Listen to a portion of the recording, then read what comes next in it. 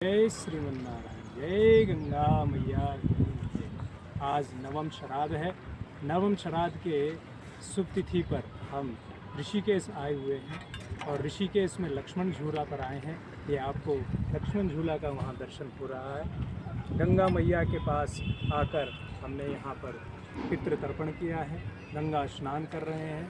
ये बांके बिहारी जी की और राधा रानी की और पूज्य सद्गुरुदेव भगवान की असीम अनुकंपा से हमें ऋषिकेश आने का और गंगा मैया में स्नान करने का शुभ अवसर प्राप्त हुआ। मेरा आप सबसे अनुरोध है कि आप हरिद्वार ऋषिकेश आते हैं परंतु गंगा स्नान किए बगैर ही लौट जाते हैं।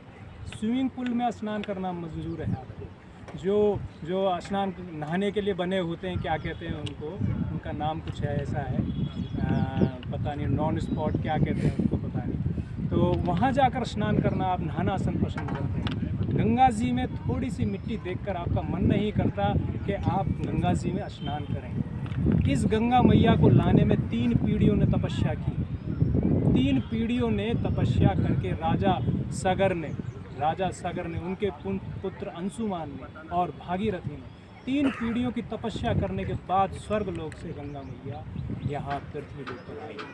और उस गंगा मैया का ज़्यादा समय अब यहाँ पृथ्वियों पर नहीं है, हम उसका सदुपयोग नहीं कर पा रहे हैं। जो गंगा मैया में जो तत्व है, जो शक्ति है, जो जल कभी भी खराब नहीं होता, कभी कीड़े नहीं पड़ते, ऐसी शक्ति फिर लुप्त हो जाएगी। इसलिए पछताओगे आप बाद में।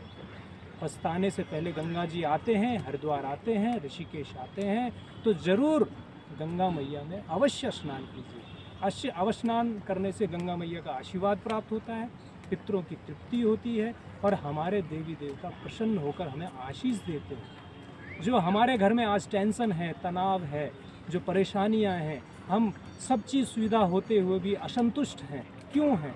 क्योंकि हम अपने तीर्थों का आदर नहीं करते। हम तीर्थों में आकर सैर सपाटा करते हैं, हम तीर्थों में आकर उसका सदुपयोग नहीं करते, तीर्थ में आकर भी गंगा स्नान नहीं करते। कितना करोड़ गुना फल मिलता है हमें तीर्थ में आने का, फिर भी हम उसका सदुपयोग नहीं कर पाते क्योंकि हम उसकी महिमा को नहीं जानते, उसके महत्व को नहीं जानते। जैसे एक पिता अपने पुत्र को बाइक दे देता है ना, वो बाइक का महत्व नहीं जानता क्योंकि अपने पैसे से खरीद रहे हैं और फिर एक्सीडेंट कर बैठता है। परंतु जब वो बेटा अपनी कमाई से जब बाइक खरीदता है तो एक खरोंच भी नहीं आने देता। ऐसे ही गंगा मैया का महत्व हम ऋषि महात्मा संत जानते हैं कि इसका क्या महत्व है। यहाँ आकर भी हम स्नान नहीं करते हैं, तर्पण नहीं करते, जल नहीं देते, केवल ऐसे छूते हैं जैसे कि एक कोरोना हो। गंगा मैया नहीं है, कोरोना हो, ऐसे छूते हैं। क्यों? मैं आप सब युवाओं से, आप सबसे मैं ये कहना चाहता हूँ, ऐसा क्यों? आप जानते नहीं है महत्व। गंगा मैया का जल कभी खराब नहीं होगा। गंगा मैया में राफ्टिंग करना, पत्थर फेंकना, थूकना, अपना कीड़ा करना, कूदना, ये सब गलत है, अपराध लगता है।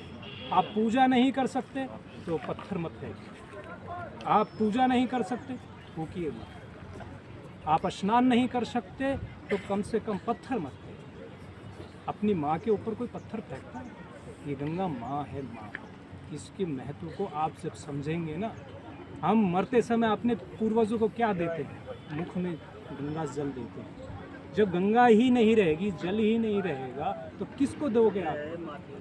तब जानोगे इसका महत्व क्या है। जैसे यमुना जी अब लुप्त हो गई हैं, यमुना जी लुप्त हो गई हैं, मैंने यमुनोत्री में जाकर देखा तो जल नहीं है। ऐसे ही गंगा जी भी धीरे धीरे लुप्त होती है। इसलिए मेरा आप सबसे कड़े शब्दों में अनुरोध है कि आप गंगा जी आते हैं, हरिद्वार आएँ और इस जगह को सैर सपाटे के लिए बहुत है, कश्मीर है, शिमला है, बहुत जगह है। और यहाँ आकर अपनी आध्यात्मिक उन्नति, संतोष प्राप्त करें, शांति प्राप्त करें, गंगा जी में स्नान करें, तब आपको पता चलेगा कि इस जगह का महत्व। ये ऋषियों की भूमि ऋषिकेश है। यहाँ भगवान राम ने तप किया है, आगे वशिष्ठ गुफा में वशिष्ठ जी ने तप किया है, लक्ष्मण झूला पर लक्ष्मण जी ने तप किया है, मायाकुंड त्रिवेणी घाट पर भरत जी ने तप किया है। ये तपोभूमि है, सैर सपाटे की भूमि नहीं, तपोभूमि है, पुण्य अर्जित करने की भूमि है।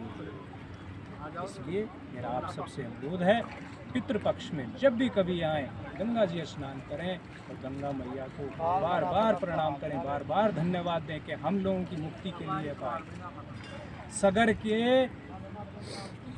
सगर के कितने पूर्वजों को तारा, और आज भी गंगा मैया हमारे पूर्वजों को तार रही है। आज भी जो मर चुके हैं उनको भी तार रही है, और जो मरने वाले हैं उनको भी तार रही है, और जो मर रहे हैं उनको भी तार रही है। तो क्या ऐसे मैया को फूल अर्पित, आरती और नमस्कार करके धन्यवाद नहीं देना चाहिए? ज़रूर देना चाहिए। हम तो एक राह दिखाने वाले को भी थैंक यू बोलते हैं। तो गंगा मैया ने तो इतना उपकार किया हमारे, प्रेम से बोले हर हर गंगे, हर हर गंगे, राधे राधे।